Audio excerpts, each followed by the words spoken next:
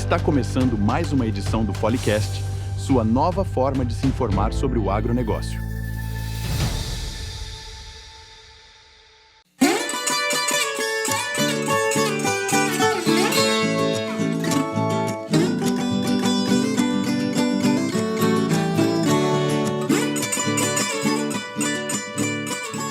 Olá! Hoje a gente vai mergulhar fundo na adubação foliar.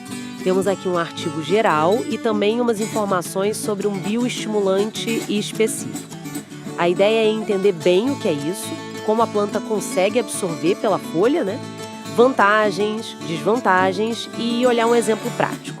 Parece interessante essa coisa de nutrir pela folha como um extra para o solo. Ok, vamos tentar desvendar isso. Para começar, o que é exatamente adubação foliar?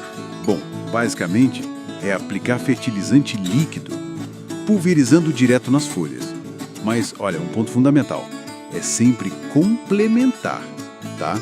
Complementar, não substitui o que a raiz faz no solo. Exato, não substitui a base que vem do solo. É ótima para dar um reforço de macro e principalmente micronutrientes, sabe? Zinco, ferro. Esses micros são absorvidos bem rápido pela folha. E como que entra? A folha tem tipo uma capa protetora, não tem? Isso, a cutícula. É uma camada de cera que protege contra a perda de água. A entrada dos nutrientes acontece por ali, por uns poros, e também pelos estômatos. Estômatos.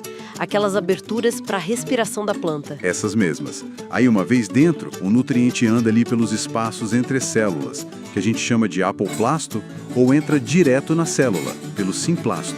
E depois é distribuído para a planta toda pelo xilema e floema. Entendi. A cutícula protege, mas tem umas portinhas. E quando que vale mais a pena usar essa técnica? Qual a vantagem? A grande sacada é a rapidez da resposta da planta. É, assim, excelente para corrigir uma deficiência que você viu na análise foliar, sabe? De forma bem rápida. Rápida. Isso. E também para dar um up na nutrição naquelas fases que a planta exige mais. Tipo floração, enchimento de grão, os períodos críticos. Então a velocidade é o ponto.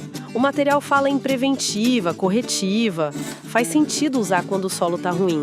Muita seca ou água demais. Com certeza. Nessas situações de estresse no solo, que a raiz tem dificuldade de absorver, a folha vira uma alternativa importante. Mas a eficiência disso depende de um monte de coisa. Tipo o quê? Primeiro, a solução tem que molhar bem a folha.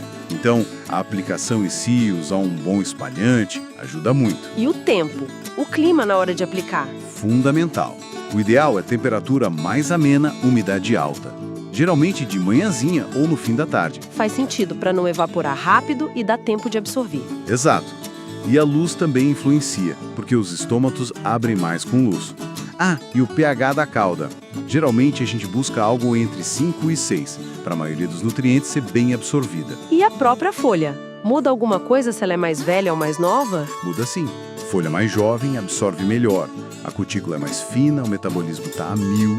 E se a planta está com falta de um nutriente específico, ela tende a puxar ele mais rápido pela folha também. Ok, entendi. Vantagem clara é a rapidez. E o que mais? E os pontos negativos? Tem algum?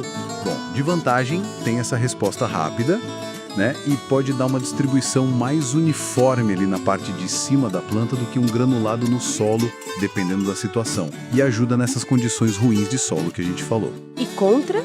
O efeito residual é baixo, a ação é mais pontual, pode encarecer um pouco se você não aproveitar para misturar com outra pulverização que já ia fazer, e tem o risco de queimar a folha, sabe? Fitotoxidez. Queimar, nossa.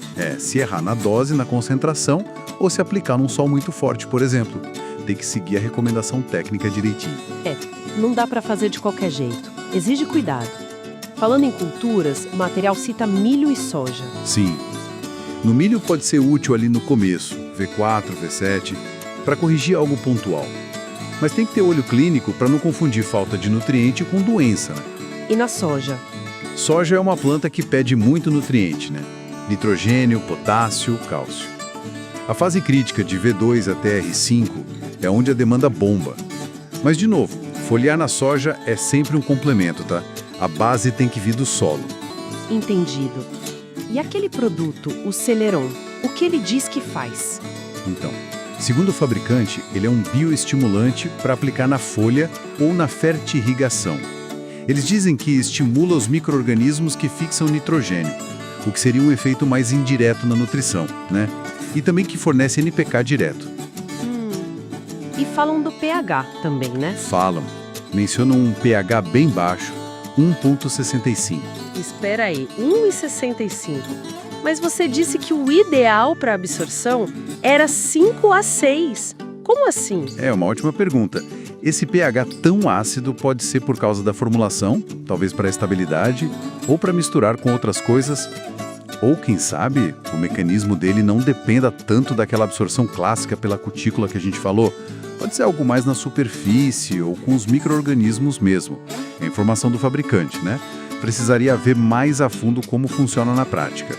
Eles também dizem que ajuda a raiz contra estresse de falta d'água. Entendi. Muita coisa para considerar. Então, para a gente fechar a ideia da adubação foliar. Olha, é uma ferramenta de precisão no manejo. Um complemento muito valioso, sim, principalmente para corrigir rápido ou ajudar em fases críticas. Mas tem que usar direito. Saber o que a planta precisa, escolher bem um produto, aplicar na hora certa com o clima certo. Não é bala de prata. Definitivamente não. É parte de um pacote, de um manejo integrado da nutrição. Precisão e o timing certo. Então. Exatamente. Aplicar na hora certa, para a necessidade certa. Exatamente.